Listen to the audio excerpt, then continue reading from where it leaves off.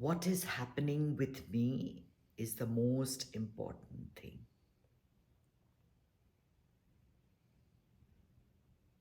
Everyone gets consumed by what they are feeling. And while feelings cannot be dismissed entirely, feelings are very transitory. What you feel in the morning is not what you feel at night. What you feel when the air is crisp, is not what you feel when the air is humid.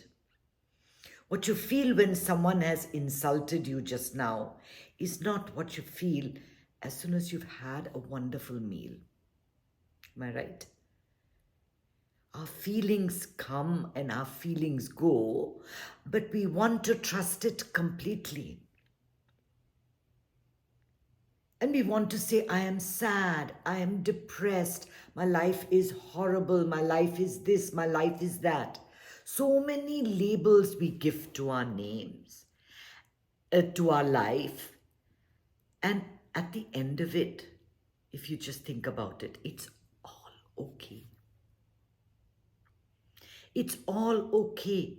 The problem is that we think about life too much. We think about life, but we don't enjoy it. We don't laugh enough. We don't find occasions to just let it go. We always looking for a reason to be sad, to be worried, to be concerned. It's the next problem and the next problem and the next problem.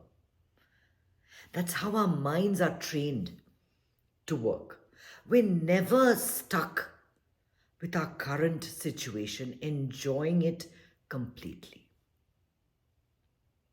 I once saw a documentary, I don't know what it was on, but they showed the image of an owl, a white feathered owl. And he said, when I looked at it, I've never seen anything like that in my life. It looks exotic. Immediately, my mind was trying to fix it into little boxes in my head. Oh, it's a bird, it's an owl, it's a mountain bird, or it lives in a forest. But the few seconds before your mind starts working is really the last time you see the owl for what it is. Just seeing it and not thinking about any words, any mental constructs, anything to define it. To just be and not define how you feel. Can we ever say, I am? I am. No, we always qualify it. I am tired, I am exhausted, I am peaceful, I am happy, I am sad, I am brown, I am green, I am white. We give ourselves names depending on what we're feeling. We label ourselves. And everything is a reason to be unhappy. We don't have enough reasons. We're not giving ourselves enough reasons to celebrate. You notice that after all the fun that you have in the vacation comes this panic. The beginning of the year, oh my God, I've got so many goals that I want to reach. I've got so many things that I want to do. I had so many friends that I met with. I wish I could have been there. So your mind is constantly pulling you back to something you think you had and something you think you will get. And what you really want in your future is usually somebody else's version of success. What they think is successful. You know, someone else's life can never ever be yours. You have to enjoy this moment completely, because in the next 5 minutes you might go. And then what would have been your last thought? That my life sucks, that I'm a loser, that everything is horrible? Is that how you want other people also to remember you? The last thing mommy said, or the last thing my sister said, or the last thing my father said? How do you want people to remember you? As a messenger of doom and gloom, or a messenger of joy and peace and happiness? You know, some people don't require meditation or uh, uh, breathing to be happy. They're just very positive, happy people. Yeah, we know lots of people like that. We love to be with them, right? We love being in their company because they're always joking, they're always laughing, they're always upbeat. You can't bring them down. And there are others that we have so close to us that only see the misery and the sadness in every situation. The but, you know, I'm going to invite this person over for dinner, but mind, he always talks behind you, behind your back. Right? There's always that but, that what if, that we should have, we could have.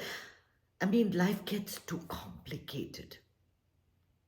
So I had an astrological reading, and I was supposed to get into 18 years of what they call the Rahu period, which is a period where there's a lot of uncertainty. So Rahu is not really a planet, but it's something that casts a shadow on your life, where things will not be very clear and will not come to you very clearly. And the only way to battle it or to combat it is to just flow with life. And so this year, if I have made a resolution, the resolution is to wake up in the morning, and whatever opens up in that day, that's what I do. No planning, no disappointment, no sadness, no feeling down. You go with how life unfolds. And I thought to myself, isn't this how we should be living our lives? Going with what opens up instead of constantly resisting. I want this, I want that, I want this, I want that. I can't get it. Now I'm sad. Now I'm unhappy. Now I'm anxious. Now I'm stressed out. This is all too much. This is all too much. And not only that, we spread our gloom. We not only have our own problems, but we phone up our friends and we WhatsApp them. Now we drag them into our karmic circle, right, of things that are not going well. And they're adding their own version. Oh, but this can happen and that can happen. Now you've got bigger problems. Sometimes I think all of life is a joke, and that God is sitting somewhere in the clouds having a hearty laugh, seeing us tying ourselves up in knots over nothing. Over nothing. It's not even there. It doesn't stay forever. And no matter how bad it is, we always see it through. When my mother, when she was 60, she lost her husband, and at that time, she didn't even know how to write a check. Whoever thought she would live 20 years, learn to surf the internet, learn to send messages, go on Skype, teach herself so much, teach herself meditation, keep herself so engaged in those 20 years. Those 20 years were her years of maximum growth, where she laughed and spread joy. We need to spread joy. We need to laugh for no reason. For no reason. Not always think that, oh my God, life is out to get me. This is so horrible. Nothing in life is happening to you. So your the fridge broke, and there's a leak in the bathroom. That's not happening to you. That's happening to the fridge and to the bathroom. Can you see that? Right?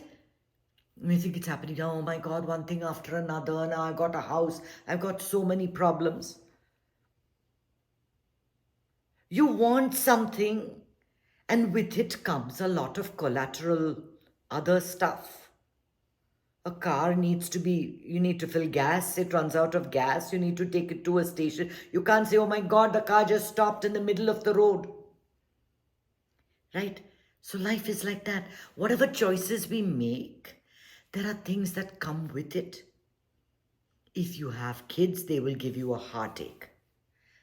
They will be a pain in the neck when they're around and a pain in the heart when they're not. This is how it is. Are you going to be upset? There was a time in my life, I remember my daughter would call and she would cry and she'd tell me what's happening in a day. And I'm like, oh my God, this is just the end of the world. Now she's told me she's very happily going about her business and forgotten all about her problems. And I'm sitting worrying about it.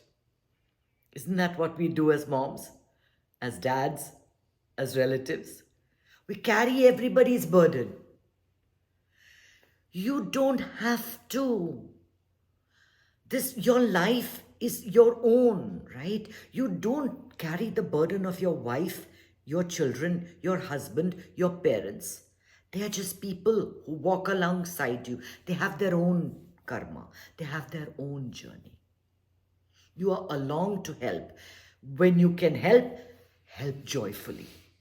Help joyfully. Don't ever help and say, oh, see, it's me. I'm the one doing all the work.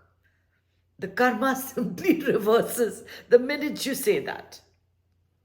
The minute you do something with sorrow and pain and anger and resentment, there is no value in life. You get much more when you just laugh for no reason. Some of us have to work at it, and some of us just have it. They just have the ability to laugh or to make others laugh.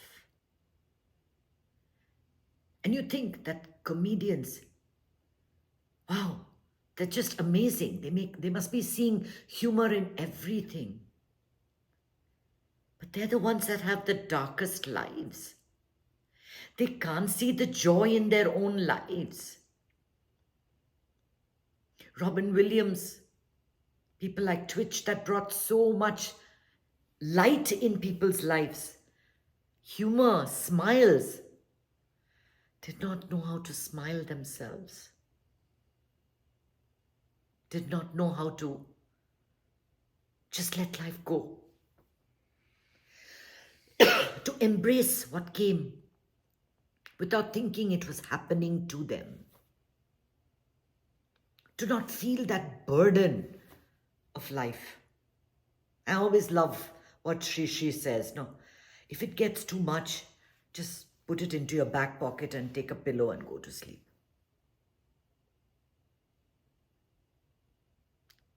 What's going to happen? You're going to sleep. Next morning, you'll deal with whatever has to be dealt with. Nothing is that bad. People have survived all kinds of situations. You are blessed if today you can smile. You are blessed. Smile and laugh and share jokes and watch happy shows and surround yourself with people who lift you up, not put you down. This is the key. This is the key. Like cancers just cut people out. Be cruel. People can think you're terrible. But you're doing the world a favor because there are certain people who bring out the worst in you. And there are people that bring out the best in you. And the wisdom that comes from meditation is in understanding what to keep and what to throw. For the longest time, you lived with the pain, with the cancer, right? Saying that this is my burden. But you know, the day you throw that cancer out is the day you begin laughing. I didn't need this. I didn't need to live with this. I can be free. I can just be free in my heart. Find every opportunity you get to celebrate life. Because it's a precious, precious gift. It is only there now.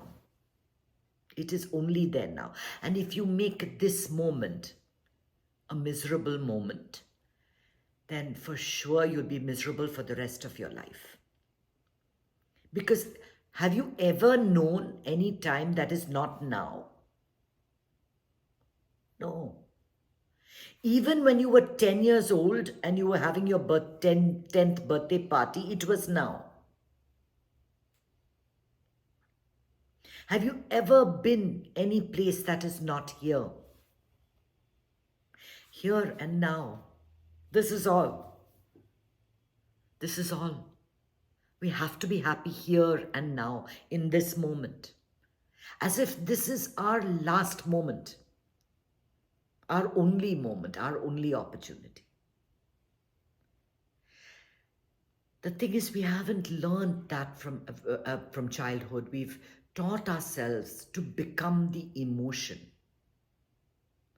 The reigning emotion. That's like the waves on the ocean.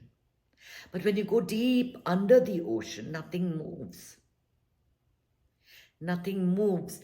That stillness brings this eternal smile, the smile on Buddha's face, right? When you see him meditating, from different angles, when you look at it, there's an inner smile. That's that inner peace that comes bubbling to the surface when you touch the source. And when you reach that, you realize that I don't need one more thing. Nothing makes me happier than I am this moment.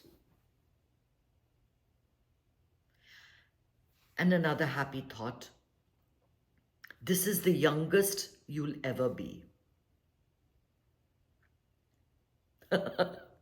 Yeah, this is the youngest you'll ever be, so enjoy it.